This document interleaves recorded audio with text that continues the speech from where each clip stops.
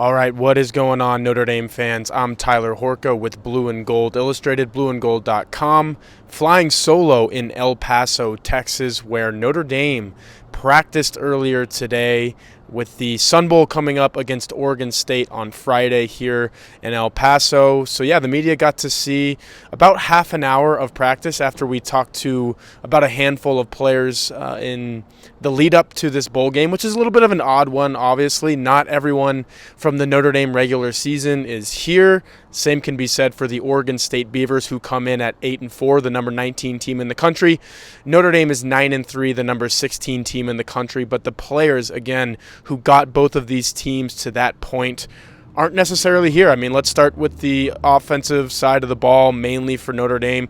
No quarterback, Sam Hartman. No running back, Audric Estime. No left tackle, Joe Alt. No right tackle, Blake Fisher. So there's four key players right there. And then, of course, you had the four wide receivers who entered the transfer portal. That included one of the main guys, two of the main guys, if you will, in Chris Tyree and Rico Flores. And then you had tight end Holden Stays enter the portal as well. So a lot of really key figures from the Notre Dame offense not there, not here in El Paso.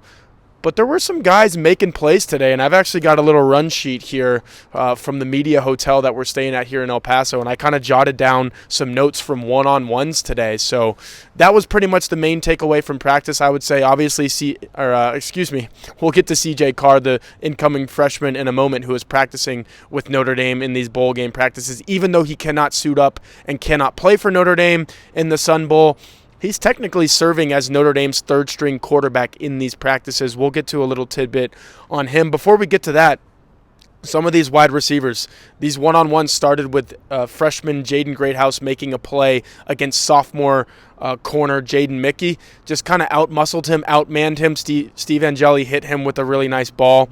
And then it was Jordan Faison working on senior corner Clarence Lewis. Just a simple slant route, an in-breaking route, and Jordan Faison just blew right by him. We saw that in South Bend a little bit earlier this month when we got to see a practice Notre Dame opened up in South Bend in the Irish Athletic Center. We sort of saw the same thing in the end zone. These one-on-ones were taking place closer to midfield, so these guys, offensive and defensive players alike, had the full field to work with, and Jordan Faison just ran a quick little slant route and went right by Clarence Lewis. Angeli with the pass again for what would have been a big gain in a real game. That's the way that I like to watch these one-on-ones, to say what would have worked in a real game if this was 11-on-11 and there's a safety out there and maybe some other wide receivers and some linebackers congesting the middle of the field. This would have worked. Jordan Faison ran the route that well. Another really well run route, a couple of them. I've got Jaden Thomas down for beating Benjamin Morrison, Notre Dame's sophomore corner, one of the best defensive backs in the country, probably going to be a first-round pick in 2025.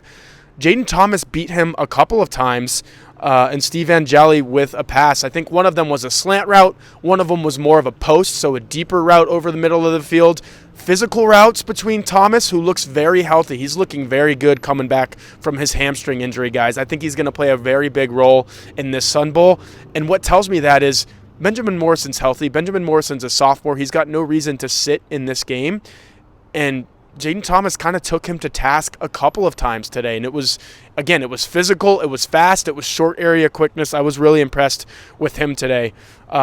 Here's another one. The first big win for the defense, I would say, was Christian Gray working against Matt Salerno. And it was a go route down the left sideline. And Salerno, obviously a veteran guy, coming back from his own injury. He had a cast on his foot earlier this year.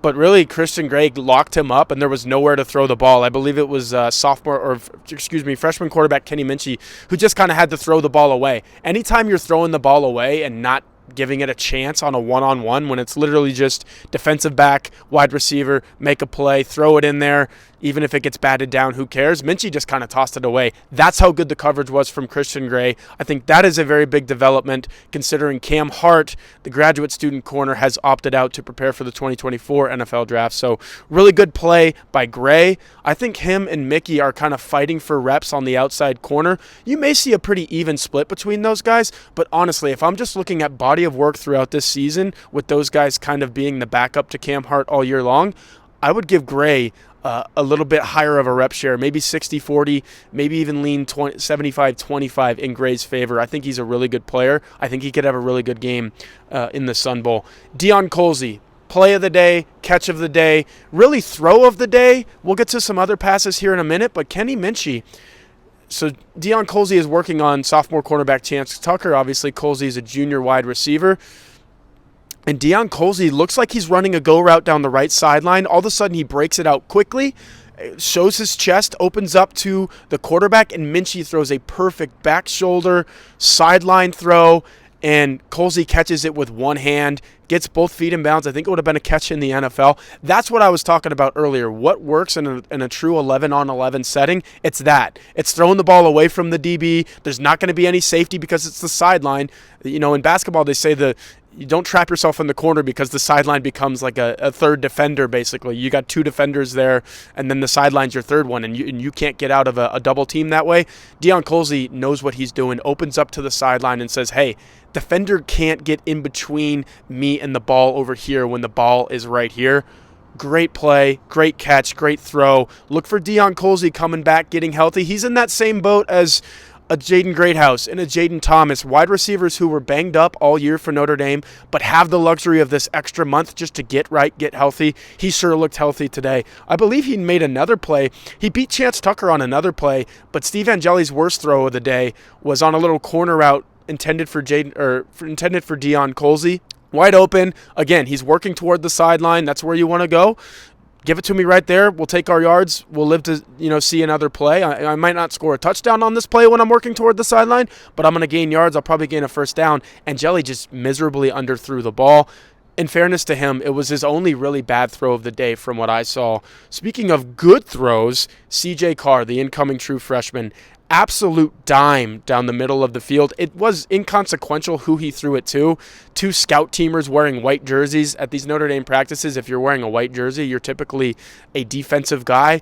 So it didn't matter who he was throwing to, but it was a contested play over the middle of the field, probably 40 air yards or more. CJ Carr dropped this thing in a bucket. Excellent throw. It was one of those throws where he throws it up, kind of like an Aaron Rodgers or Russell Wilson in their primes where they can throw it up but throw it far at the same time.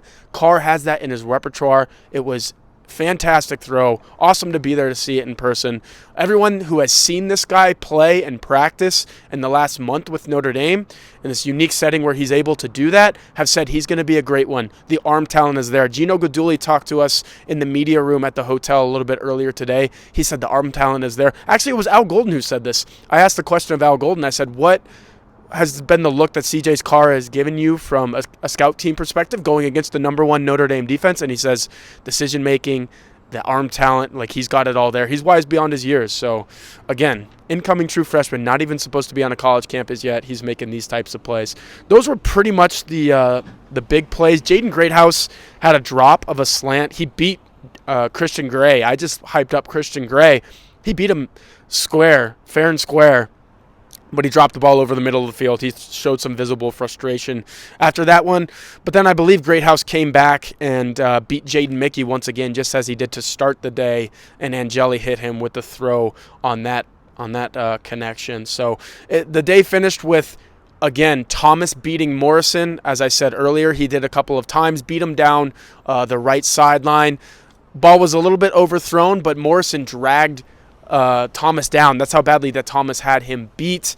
It would have been pass interference in a real game. So I think I'm missing something where I saw that it was just a really nice connection and it would have worked in a game.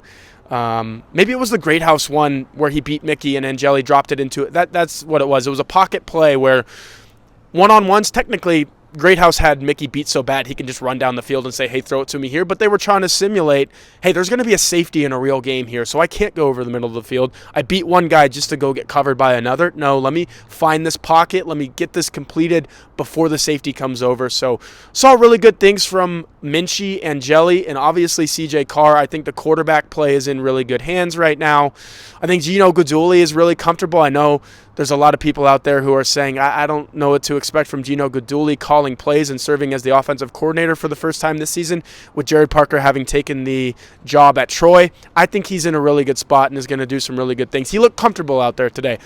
he broke out of his quarterback shell a little bit, and if he saw a receiver run a route on air that he didn't particularly like, he went and ran it himself and said, hey, this is how this is supposed to look. We haven't seen that from Gino Guidugli since fall camp, since spring practice, really, because Jared Parker was always there for that. Chancey Stuckey was there for that. Now it's Mike Brown, which, by the way, I think Mike Brown is a really good coach as well. He looked very active with these guys. He's got them doing different things. We mentioned that on this YouTube channel a little bit earlier in the practice that we saw earlier this month. Mike Brown, different approach from Chancey Stuckey, just some different drills that he has the guys doing, giving these guys a new look. I think that's a good thing. They need a fresh perspective after the way the last couple seasons have gone, so Mike Brown has definitely stepped in and given the team that. Otherwise, it's good vibes. It's El Paso. It's a little chilly. You see me wearing this quarter zip. I think everyone who has come down here from South Bend was looking to get away from the cold.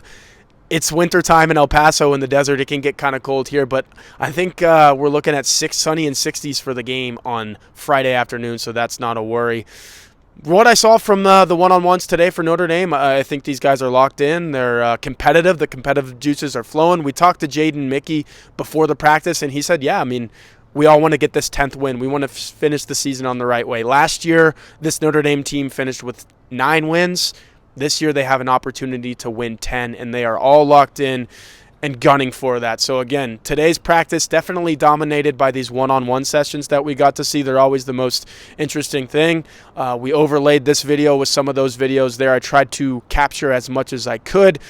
But that's it. That's all for practice viewing until the game on the 29th. So definitely go to blueandgold.com because we'll have you covered with written content until then. So until the 29th, until the Sun Bowl kicks off at noon Mountain Time on Friday, I'm Tyler Horka. This is blueandgold.com, and we've got you covered on all things Sun Bowl 2023.